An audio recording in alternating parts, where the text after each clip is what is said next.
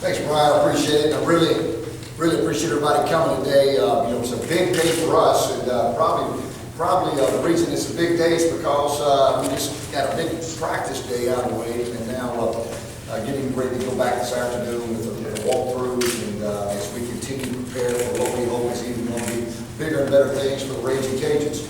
I've had a lot of people ask me about last season. They said, "Coach, you sure were a good fourth quarter team. Y'all played hard in the fourth quarter." And that's what I promised Dr. Savoy and Scott Farmer when I came in on this interview. I said, "I'm never going to promise you a record, but we're going to play harder and be in great shape, and we're going to win the fourth quarter." And last year we preached that to our football team. We're going to be a fourth quarter team. We're going to beat teams in the fourth quarter. And one thing I forgot to mention to them was, hey guys, we're going to be a great first, second, and third quarter team. And so obviously this year that's what we're trying to build on. Obviously to become a better team from start to finish. And hopefully the ways in which we're continuing to prepare this summer, this all season, back in the spring, now through camp, and then into the season, taking it one game at a time. Hopefully that we can continue as a football team to take strides to where we eventually want to get to. Last year we did accomplish some of our goals. Our first team goal was to win every home football game. We felt like we accomplished that plus some, because we considered the Dome a home game, so we're counting that as 6-0. Then obviously our second goal is to go to a bowl. We went to a bowl. Our third goal is to win a bowl. But then you get into our next two goals, and we fell short. Obviously, the fourth goal is to win the Sun Belt Conference Championship, and that'll be our goal every year, year in, year out. It was our goal in our first season last year, and you can say, well, Coach, that's a little lofty to think and to want to do in your first year. But if you think about it, week 10 or week 11, we're playing for the Sun Belt Conference Championship game, and we had done an unbelievable job of taking care of the ball all year. In that game, we did not. And in spite of having all the turnovers, we did find a way to climb back and take the lead, but one turnover too many. So for us to take that next stride this year, we've got to improve upon taking care of the football. It's got to be consistently done. We've got to play better defense. Special teams have to continue to be an advantage for us, and last year they were a huge advantage. A couple we got to do a little better job on, specifically kickoff, but we've had a great plan in place. And one of the best plans is we've got a lot, we think, a deeper team now. We've got a lot of players, a lot more players we think that are available for special teams. And that was one thing last year. We were just looking for able bodies to put on our special teams last year. This year, much deeper. Like the makeup of our team, every year, every team is different. The chemistry, the leadership. Last year, I thought our seniors eventually turned into some strong leaders. Right now, we've got some guys with a lot of leadership potential, have not quite taken that step forward to be the ultimate leader that we need, but I think it's coming, and I think it will get here sooner than later. And so that'll be a critical part of our success, not just the on the field part, but the off the field part. So it's been a real busy summer as we prepare for the season. Getting our guys in the right places as we continue to recruit, trying to obviously every year upgrade the type of players that we're bringing into the University of Louisiana.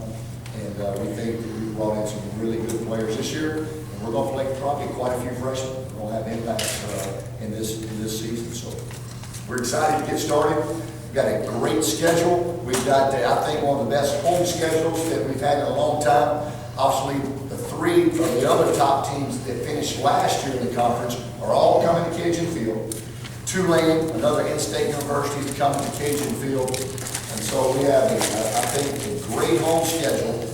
And obviously, we're going to play hard at home. And so we want to make Cajun Field a tough place to play. And last year, I tell you, our fans answered my challenge, and I have no doubt they're going to do it again. Like I told them, we want a minimum average of 35,000 this coming year.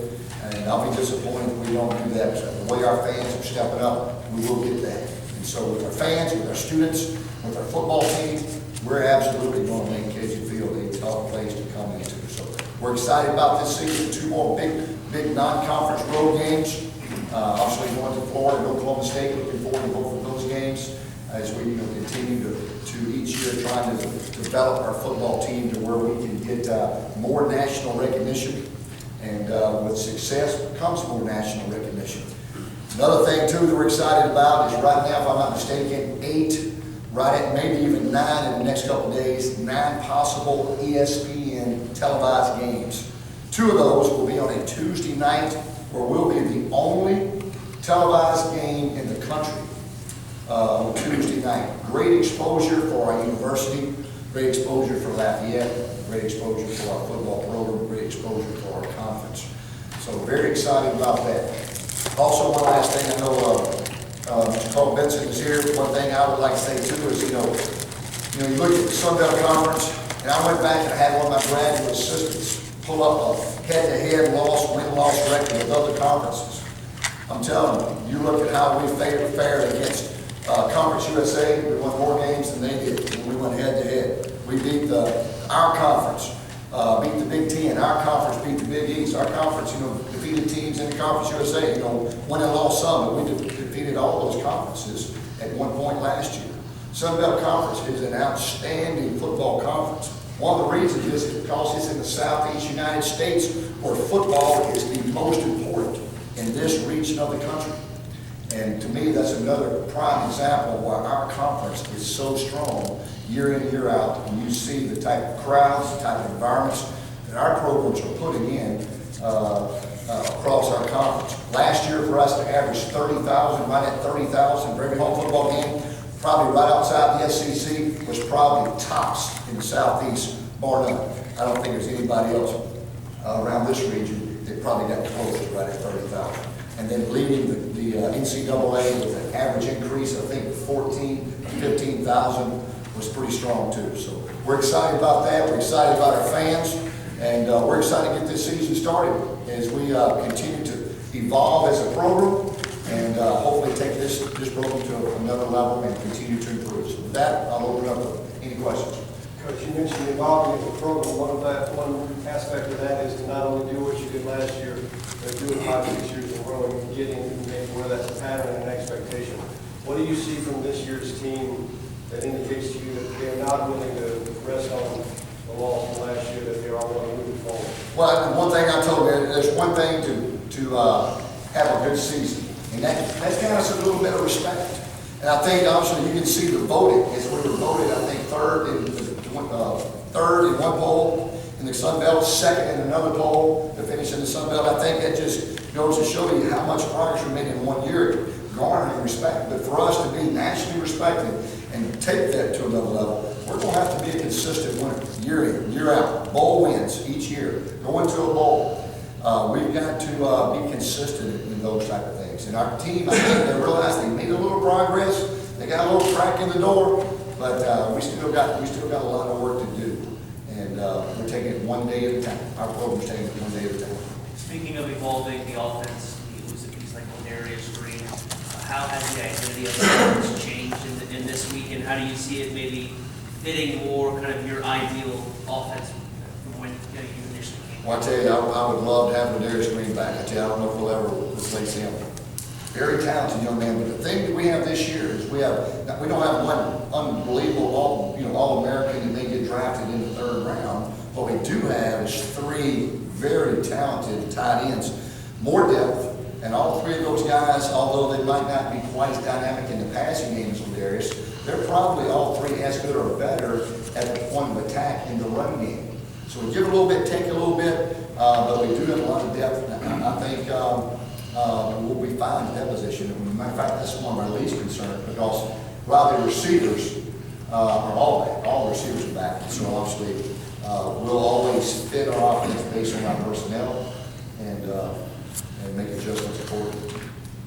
From that to the defensive side, we lose a Bill Bentley, but man, Melvin White's looked awful good the first few days of practice. Just talk about his progression and what you've seen out of him, not just from a leadership aspect, because he's awful vocal out there, but also just physically, this guy brings a lot to the table. Melvin White is a guy right now that if I could say I was going to turn the team over to anybody, it would be to Melvin. He is playing at an extremely high level. He is a big corner, probably one of the biggest corners we'll face. I think he's one of the most talented corners, I think, in the country. I'll put Melvin White up with anybody. And I'm that proud of him. He's a hard worker, got great range and speed. He'll be a guy, if he continues to improve, he'll have a chance to obviously play on Sunday too. And he's already on every one of the NFL team's radars, so he's not a guy that's slipping and sneaking up on anybody. So I expect him to have a big year.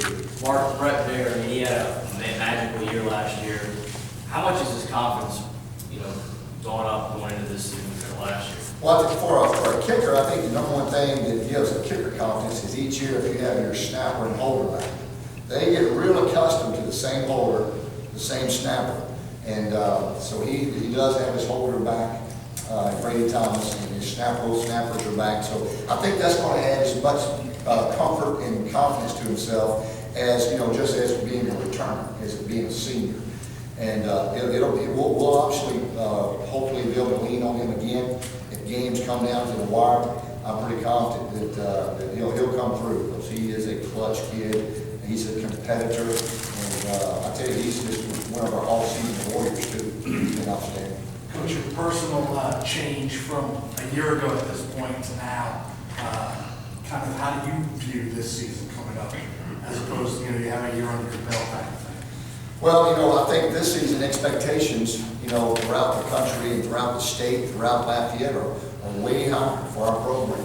But not just our expectations from our fans, students, and alumni, the expectations from ourselves. Nobody will ever put any higher expectations upon our team than I do, our coaches, and our players. It's exciting to see those expectations rise.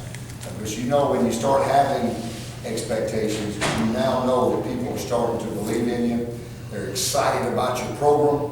When they don't have high expectations for you, they're probably not really excited about what you're doing. So that's a good thing. And so hopefully we can live up to those.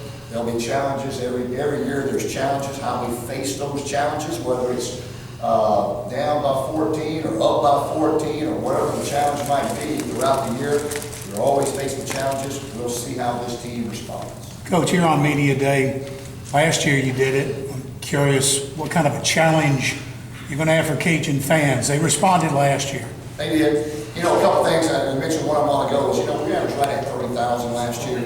And I challenged the fans this year, we want to average 35,000. And with our home games that we have this year with who we're playing, it's some great games. They all want to get in there. But like I told them, I can walk out across the street right now and find somebody to take to the game with me. So really, if every Cajun fan just brought one person, we'll put 60,000 there, and Mr. Palmer's probably like, oh Lord, that might be a little too many, but we'll find a place for them. But I've already challenged them, bring somebody with you, get somebody to buy season tickets that hadn't done it before, because I'm gonna tell you, you ask anybody, once they've experienced the Cajun Field, the tailgating, coming into the game, they're hooked.